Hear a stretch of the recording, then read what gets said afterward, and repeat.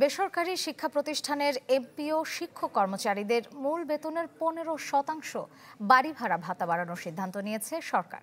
সচিবালয়ের শিক্ষা উপদেষ্টা কথা জানান। অর্থ মন্ত্রণালয় এ সংক্রান্ত একটি আদেশ জারি করেছে। এদিকে নবম দিনের মতো কর্মবিরতি ও কর্মসূচি পালন করছেন শিক্ষক কর্মচারীরা। সেখানে গেছেন এনসিপি নেতারাও। এছাড়া সারা দেশে মৌন মিছিল করেছেন বেসরকারি শিক্ষকরা।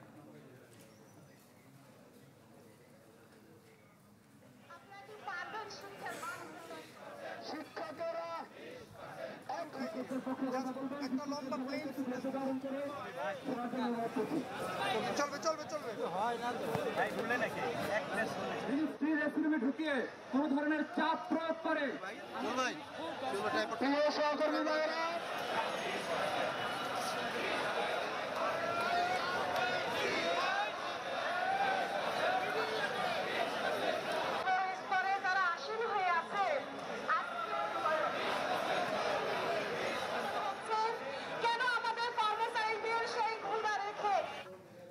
বেসরকারি শিক্ষা প্রতিষ্ঠানের এমপিও শিক্ষক কর্মচারীদের মূল বেতনের 15% বাড়ি ভাড়া ভাতা বাড়ানোর সিদ্ধান্ত নিয়েছে সরকার। সচিবালয় থেকে এই বিষয়ে আরও বিস্তারিত জানাতে যুক্ত হচ্ছেন শফিকুল ইসলাম সবুজ। যাচ্ছি তার কাছে।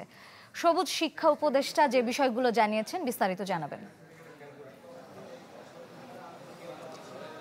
টানা কয়েকদিন ধরে যে আন্দোলন চলছিল ঢাকার রাজপথে, ঢাকার জাতীয় প্রেসক্লাব থেকে কেন্দ্রীয় শহীদ মিনার, সবখানে এমপিওভুক্ত শিক্ষা প্রতিষ্ঠানের শিক্ষক এবং কর্মচারীদের যে আন্দোলন, তাদের যে দাবি দেওয়ার বিষয়, সেই দাবি দেওয়ার আজকে একটি পরিণতি হয়েছে সরকারিভাবে। এরই মধ্যে সরকারের পক্ষ থেকে ঘোষণা দেওয়া হয়েছিল যে তাদের বাড়ি ভাড়ার যে ভাতা রয়েছে তা 5% করে দেওয়া হবে।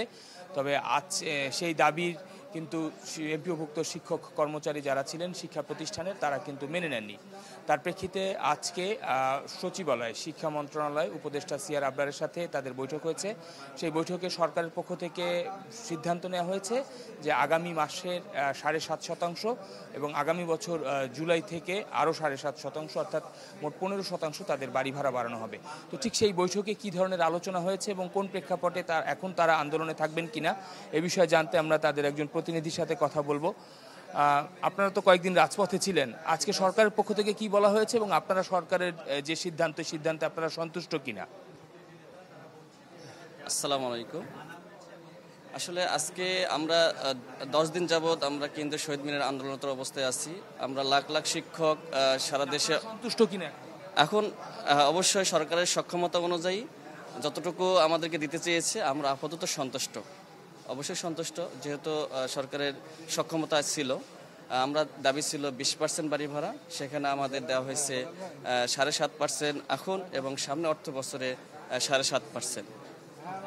এখন যারা রাজপথে শিক্ষকরা রয়েছেন বা বিভক্ত শিক্ষা প্রতিষ্ঠানে, তাদের উদ্দেশ্যে আপনাদের মেসেজ কি? তারা থাকবেন না চলে যাবে? এই বিষয়টা হচ্ছে আমাদের কথা হয়েছে এরকম, আমরা গিয়ে শহীদ মিনারে গিয়ে আলোচনা করে অবশ্যই যেহেতু আমাদের দাবি পূরণ হয়েছে, এখন তাদের সঙ্গে আলোচনা করে আমরা সকল শিক্ষকদের উদ্দেশ্যে এই বাণীটা দিবে আমাদের অধ্যক্ষ দেলোয়ার হোসেন আজিজি স্যার এবং মাইনুদ্দিন স্যার। ধন্যবাদ আপনাকে। শিক্ষক নেতৃবৃন্দ তাদের বক্তব্য জানাচ্ছিলেন যে সরকারের সাথে বৈঠকের প্রেক্ষিতে এখন তারা যে দাবি দেওয়া ছিল সেই দাবি দেওয়ায় তারা সন্তুষ্ট এবং এই মেসেজ তারা আন্দোলনরত শিক্ষকদের মাঝে পৌঁছে দিবেন। ধন্যবাদ সবুজ। এবারে কেন্দ্রীয় শহীদ মিনার থেকে আমাদের সঙ্গে যুক্ত হচ্ছেন শামীমা সুলতানা। তার কাছে সবশেষ জানবো। শামীমা, সবশেষ কি পরিস্থিতি দেখতে পাচ্ছেন শিক্ষকদের অনশন আন্দোলনের? শ্রেয়া, একটু বিষয় বলে রাখি যে আপনি জানেন যে কিছুক্ষণ আগে কিন্তু একটি চিঠির মাধ্যমে আসলে জানানো হয়েছে, যেখানে অর্থ বিভাগের স্বাক্ষর করা চিঠি, সেখানে বলা হয়েছে যে গত রোববারে যে 5%-এর কথা বলেছিল যে বাড়ি ভাড়া বাড়বে, সেটি 7.5% করা হয়েছে এবং আগামী জুলাই থেকে বলা হয়েছে আরও 7.5% হারে এই বাড়ি ভাড়া বৃদ্ধি করা হবে। তো এই যে সিদ্ধান্তটি জানার পর থেকে এখানে আমরা মিশ্র প্রতিক্রিয়া দেখছি এবং এখানে বেশিরভাগ শিক্ষক তারা এই বিষয়টিতে খুশি হচ্ছেন এবং তারা এক প্রকার বলা যায় যে তাদের মৌন সায় আছে এবং তারা বিষয়টাকে ভালোভাবে নিচ্ছেন। এবং কিছু শিক্ষকের মধ্যে আবার দেখছি যে তারা বলছেন যে তারা 20% চেয়েছিলেন, 20%ই চান। তো এক ধরনের মিশ্র প্রতিক্রিয়া আছে। আর যারা মূল নেতৃত্ব, যারা এটাকে যারা আছেন তারা কিন্তু এখন সচিবালয়ে তাদের বক্তব্য, তো তারা আসলে এখানে আসলে এখানকার পরবর্তী সিদ্ধান্তটা কি হয় যে আমাদের চলবে কি চলবে না সেটি আসলে বোঝা যাবে বা তারা এই সিদ্ধান্ত মেনে নিবে কিনা।